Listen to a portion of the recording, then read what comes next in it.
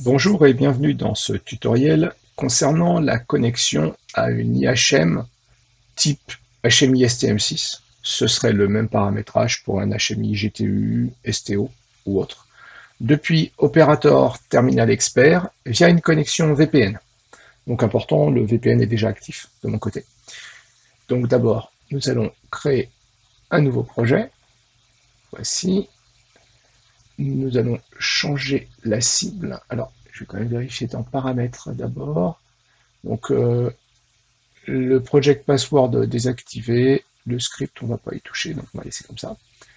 Donc maintenant, au niveau de la cible, je vais remplacer, donc ce ne sera pas un ST6, mais un STM6400. Voilà, ok. Ensuite, au niveau de la partie Ethernet. Donc dans Ethernet 2, je coche configuration du téléchargement et là, je mets l'adresse IP du produit côté LAN, dans son LAN à lui, avec le contrôleur sur lequel il va être connecté. Et très important, l'adresse IP de la passerelle, c'est-à-dire du routeur, du côté du LAN du produit. Pardon, 1.205. Voici. Ensuite, au niveau de la méthode de transfert, donc je vais transférer en Ethernet, ok, et je vais transférer à cette adresse 192.168.1.5, puisque le produit est déjà paramétré. Bon, je ne peux pas copier, c'est pas grave, je le retape. Voilà, les paramètres de sécurité, je les laisse désactivés. Maintenant, dans Avancé, Préférences, dans Toujours permettre le transfert par Ethernet, j'ouvre un petit peu, je le coche, de façon à autoriser une prochaine fois un transfert par Ethernet si besoin. Voici. Maintenant, donc pour cible, je l'ouvre un petit peu et dans pilote, je vais donc ajouter un nouveau pilote qui sera donc Schneider Electric Modbus TCP Master. Voilà.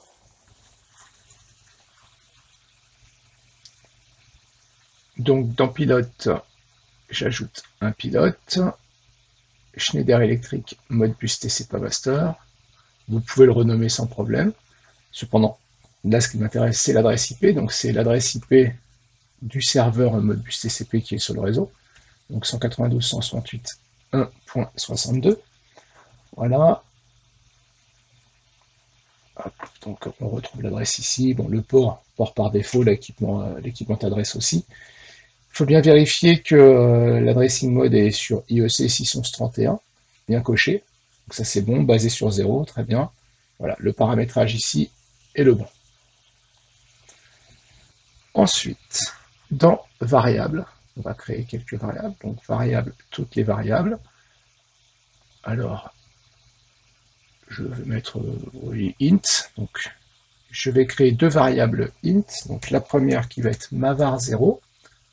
La deuxième, mavar,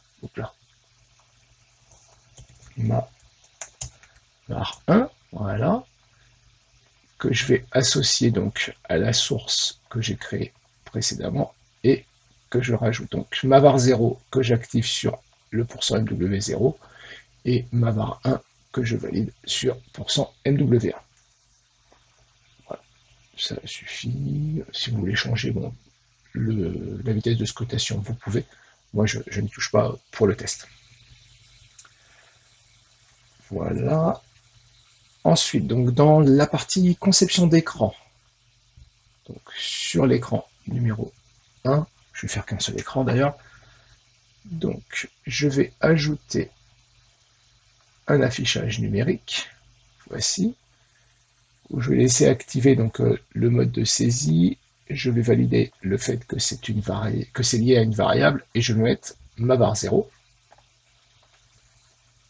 Je copie, je colle, CTRL-C, CTRL-V, je valide avec mavar1, voilà, et je désactive le mode de saisie.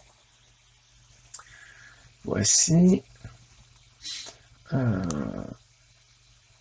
j'ai oublié de faire un petit paramétrage, mais c'est rien d'important, c'est juste que j'ai activé le WebViewer du côté de mon contrôleur. de mon IHM, pardon. Donc non, c'est ici, avancer, accès aux données. Voilà, j'active juste le Web Viewer, je vérifie paramètres de sécurité, il n'y en a pas. Hop, voilà, je laisse comme ça. Très bien. Ok. Et je reviens ici. Voilà, bah écoutez, je vais pouvoir transférer.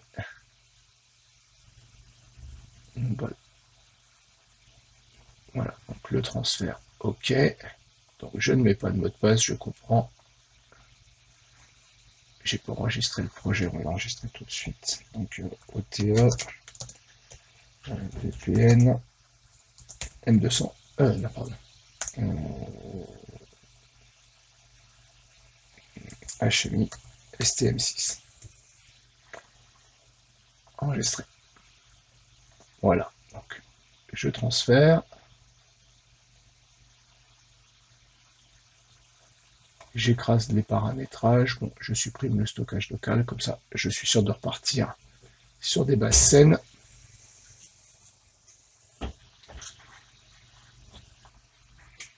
Voilà, donc le téléchargement est terminé.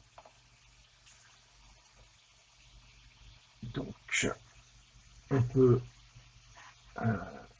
voir sur la partie contrôleur. Donc ici je vais changer la valeur sur la partie IHM, je vais mettre 100 par exemple. Voilà. Voilà, on voit bien que ça a changé. Et si je lance donc,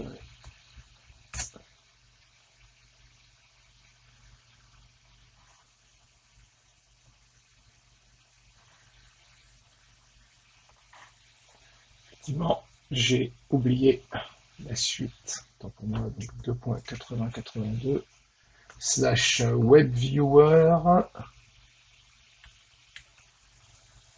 slash index.html. Voilà. Donc là, vous voyez bien l'écran. Je vais juste passer en mode opération pour pouvoir changer la valeur. Donc je vais mettre 50 par exemple. Et si je prends la partie contrôleur, on voit bien que la valeur a bien été écrite. Voilà, ce tutoriel est maintenant terminé.